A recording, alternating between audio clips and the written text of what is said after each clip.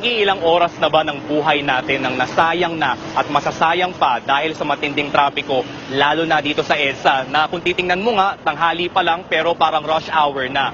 Kaya't aminado naman yung mga grupo mula sa hanay ng transportasyon at yung mga ahensya ng pamahalaan na isa na nga tinatawag na krisis itong problemang ito. Kung kaya't isang emergency traffic summit ang isinasagawa ngayon dito sa may Guadalupe sa lungsod ng Makati. Sa totoo lang ay mala emergency rin yung pag-aanunsyo dito sa summit na to dahil ang mga imbitasyon sa mga grupo at media ay biglaan lamang.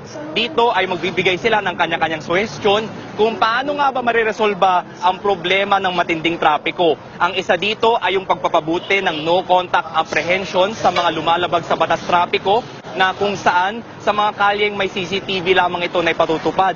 Andyan din yung hamon ng pagpapaluwag ng mga kalye dahil nga ang kalaban dito ay yung mga may-ari ng bahay na ayaw magbigay daan sa mga road widening projects.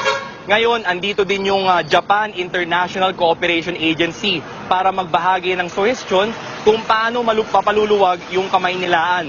Pagdating naman ng hapon ay mga kinatawan ng MMDA at Departments of Transportation at Public Works ang magpepresenta. Bukas naman ay babahagi ng mga nasa pribadong sektor kung paano ba minamanage yung problema ng trapiko sa ibang bansa. At nandyan din yung paggamit ng makabagong teknolohiya sa pagsasaayos ng ruta ng mga bus at jeep sa Kamaynilaan. Sa huli, Pinky, ang isa pang malaking tanong dito ay kung magkakasundo nga ba yung mga iba't ibang grupo na may kanya-kanyang interes na karamihan ay magkakasalungat at yung mga ahensya ng pamahalaan sa usaping ito. Ito'y critical dahil nga ang mga solusyon na kanilang maimumungkahi dito ay maaaring isa batas at magdidikta kung tayo ba'y patuloy pa rin magtitiis sa matinding trapiko o hindi na. Pinky. Rex, sinasaan din bang talakayin yung emergency powers na hinihingi ni Pangulong Duterte para matapos ang problema sa traffic? Tama ka dyan, Pinky, no? Mamayang hapon ay darating sina Senadora Grace Poe at Congressman Cesar Sarmiento upang talakayin kung ano na nga ba yung estado ng emergency powers para kay Pangulong Duterte sa mataas at mababang kapulungan. Yun nga lang, ang isa pang tanong dito ay kung mapagkakasunduan ba nila kung nararapat na bang bigyan ng emergency powers si Pangulong Duterte. Sama sa pinakamainit na pinag-usapan po sa nakaraang presidential debate, ang perwisyon traffic. Naging issue rin po dito ang pamamahala sa DOTC at DPWH. Para po pag-usapan yan, kasama po natin dito live sa studio ang urban planner na si Architect Felino Palafox. Good morning, sir. Thank you for joining us. Yeah, thank you for inviting me, Terry. Good morning. Okay, talaga pong perwisyo at talagang problema na natin po ang traffic dito. Saan po ba nanggaling itong problemang traffic na ito? Issue po ba ito, sir, sa pagdating po sa infrastructure o policy? It's all of the above. And Okay. kulang sa pag-implement ng urban planning, transportation planning, land use planning, traffic engineering, traffic management. Halimbawa, nung 1977, I was team leader for the World Bank funded Metro Plan Manila and project officer for the UNDP funded Metro Manila Bay Strategic Development Plan. So, yung mga presidential candidates, na-propose na namin yan nung 25 years old pa ako. I'm already 66 years old. Na-propose ko rin yan sa Dubai. Ginawa nila sa Dubai, they keep improving every year. Dito sa Pilipinas, suffering from analysis paralysis, lack of continuity, and so on. And after my 2 years UNDP scholarship grant sa UP, I had to work for Philippine government for 2 years. I was assigned with the then Department of Public Works, Transportation, and Communications. Ito po noon ay yung panahon magkasama pa. Magkasama pa under David Consunhi. Oh. And then there was a Planning and Project Development Office na supported by the United Nations, University of the Philippines, Department of Public Works. And we were working with all the various agencies of government. Sir, isa po sa naging issue nga dito sa talakayan pagdating sa traffic ay meron nagsabi, I think it was Secretary Rojas, na pagsasamahin niya ang DOTC at DPWH, pagsasamahin niyang muli. So, bilang matagal na po kayong urban planner, ano po ba ang mas magiging mabisa talaga para po maibsan ng trapiko natin? Pagsamahin muli o panatiling magkahiwalay po yung departamentong ito? Na-propose ko na rin siya. I remember the one time speaker si Senate President Drilon, I think Makati Business Club or Management Association of the Philippines, Sinabi ko na yun. Dapat magkasama ang public works, transportation, and communication. Pwede rin ihiwalay yung communications. So all the presidential candidates, yung sinabi nila, nasabi na namin 1975 to 77. Like si Miriam, sabi niya, outside Metro Manila. Kasi you cannot solve the problems of Metro Manila unless we develop urban growth centers as counter-magnets to Metro Manila. Nung nasa Harvard ako, year 2000, Metro Manila was the fastest growing metropolis in the world, year 2000. 60 persons per hour, due mainly to in-migration. Ang Delhi was only 47 persons per hour. London, Paris, New York, 7 to 9 persons per hour.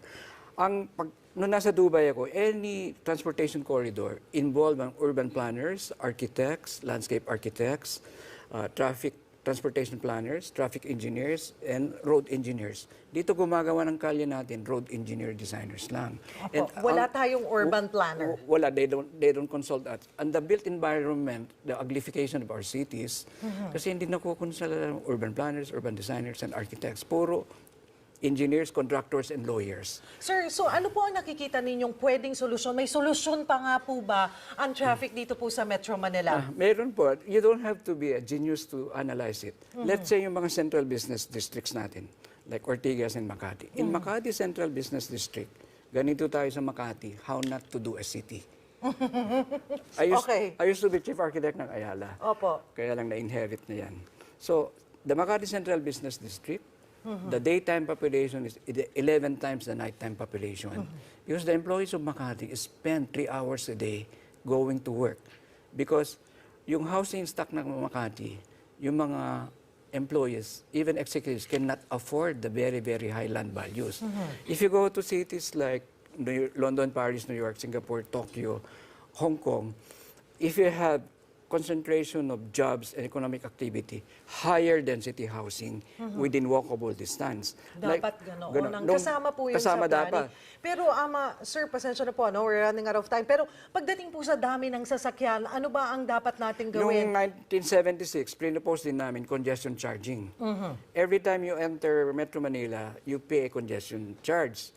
And sa Dubai, in-implement nila, every time you enter Dubai, about 60 pesos during peak hours, you pay. Every time you cross the bridge of Dubai Creek, you pay 60 pesos. Then sa Dubai, yung LRT nila, yung first train, first class and business class, para wag ka na magkotse. Yung second couch, women and children. The rest for everybody else. Kaya pag nasa Dubai ako, hindi na ako nagre-rent a car. I go to the business class couch. Good for 1 week. Kaso hindi rin naman po dependable yung ating mga LRT at MRT. Ano, sir? Kasi ang transportation and infrastructure policy nila, masyadong bias for the automobile. And yet, only 2% of Filipinos own cars. 100% of Filipinos are pedestrians. So parang ang lumalabas po, sinasabi niyo po, sir, yung phasing out plan ba ay dapat na rin natin gawin, yung dapat bawasan ng mga jeep, ayan, yung maging stricto tayo sa pagbebenta o sa pagbili ng mga sasakyan. At of course, katuwang dyan, kadikit nga po dyan, sabi nyo nga kahit hindi eksperto, masasabi yan, i-improve itong ating mass transit. Kailangan po talaga visionary leadership, strong political will, good planning, good design, and good governance. Let's say 1973, after the OPEC oil crisis, all gated communities in Los Angeles, binuksan na. You fly over, mag-helicopter ka above EDSA during peak hours, walang traffic sa gated military camps and gated low-density neighborhoods. Sana naman, out of good corporate citizenship, pabuksan yung mga private roads along EDSA, parallel to EDSA, during peak hours. But government must ensure may security sila. Lagyan ng CCTV camera. So pwede sila maningil ng mas mahal na car stickers. Sir, nakikita niyo po itong mga problemang ito, pinag-aaralan niyo. Ito po ba ay gumawa kayo ng recommendation sa ating pamahalaan para po mabigyan nila ito ng pansin? 25 years old pa ako, nagbibigay ako. Natulungan ko na 39 countries. Other countries, pinapakinggan ako. Dito, with this administration, kayo po ba ay nag-submit or nagbigay po sa kanila ng recommendation? Marami na akong rekomenda ho. Pati master plan ng Laguna Lake, yung master plan ng Clark and Subic, which I did in previous administration, redevelop master plan ng airports, 10 circumferential roads. Yung circumferential road number 6, hindi pa nakagawa. Pinopose yan ng American Corps of Engineers, 1945. What happened to your recommendations with this administration? It's, minsan walang feedback, wala man lang thank you. Pero minsan naman nasusunod, especially sa disaster preparedness, like yung hazard mapping, Opo. ginagawa na. Out of 145, siguro 3 na ang ginagawa. Okay, at this point, sir, ano po, sa puntong ito naman po, kasama naman po natin sa linya ng telepono si Professor Noriel Tiglao ng UP National College of Public Administration and Governance. Good morning, sir. Good morning, Cheryl. Opo. Sir, sabi po ni VP Binay, ang gusto niyang paghiwalayin ang DOTC. Sabi naman po ni Secretary Mar Rojas, abay gusto niyang pagsamahin ang DOTC at DPWH. Practical po ba ang mga plano ito? I think yung separated na kasi yung transportation sa communication with the IT office, and then may proposal nga na Department of Information and Communication Technologies. I think mas practical in the long run is to put them under one house, itong transportation, communication, and transportation and public works. Ayun, Transportation and Public Works. Pareho po kayo. Dati, Mr. Paulo 1975, Fox, ganun. ng opinion po na pagsamahin ang DPWH and Transportation kahit na ihiwalay ang communications. Ito po, sir, isa pa pong napag-usapan sa huling presidential debate. Ang gusto raw po ni Senadora Grace po na magkaroon ng traffic terminator. Abay, pwede po ba ito? Wala po ba itong masasapawang ahensya ng gobyerno? I think po ay meron namang continuing powers yung president, no, at yung maluluklok na sunod na presidente to reorganize the executive branch. So I think kailangan talagang tutukan ito ng incoming president. Okay. Pagdating naman po, Sir Paulo Fox, pagdating po dito, mainam po, so parang sinasabi niyo po, sir, na mas maganda ang sistema noon? Yeah. Na masasabi po ba natin mas maganda ang sistema noon? Kasi nung panahon yon may governor tayo eh. Kasi yung governor ng Metro Manila that time, may action officers from the different departments. Okay. So, Undersecretary in Public Works, Transportation, Communication, I think it was Aber Canlas, action officer for infrastructure ng Metro Manila Commission. And lahat ng different agencies, parang nangyayari ngayon, the different agencies, parang vertical elevators without the floors connecting them, silos. That time, yung Planning and Project Development Office ng Department of Public Works, Transportation, Communication, like batang-bata ako, nakakausap ko mga cabinet secretaries like si Jerry Sicat, Prime Minister Birata ng Finance at time, even Secretary of Defense and so on. And we were given 14 months. We had 20 experts and 40 local inperts, we call them. And I work on that to pay for my scholarship grant. Kaya nga yung ruler ng Dubai, nabasa yung Metro Plan Report. Inimbita ako sa Dubai to help Dubai. Lahat ng recommend ko sa Dubai, inimplement nila and they keep updating every year. Professor Tiglao, kayo po, sa inyo po, yung pong sistema na dating may governor po sa Metro Manila, you think it will work? I think kailangan nating tingnan na i-revisita yung structure ng MMDA from a metropolitan governance point of view. Definitely isang central authority to look at transport policies and public works development in the entire Metro Manila. Mega Manila is very important. Kasi ito yung naging bottleneck ngayon ng kasalukuyang sistema ng 17 cities and municipality in Metro Manila. Walang central authority that's looking at and coordinating all the development. I may input? Oh, all right. Yung Metro Plan Manila, 1975-77, 40 towns and cities ginawa namin. Kasi even at that time, mga nagtatrabaho sa Makati, Manila, galing sa Laguna, Cavite, Rizal, and Bulacan.